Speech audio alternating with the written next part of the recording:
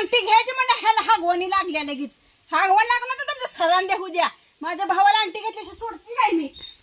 कोणाचं घ्यायचं म्हणलं की लगे मोहर पडते ती आणि दुसऱ्याला करायचं म्हणलं की जोर येते ह्यांच्या. लय माणसं ती ग बाई असली हे काशीवाडी माणसं लय चांगलं जायती. करायचं लोकांना म्हणले की काय नका करायला ग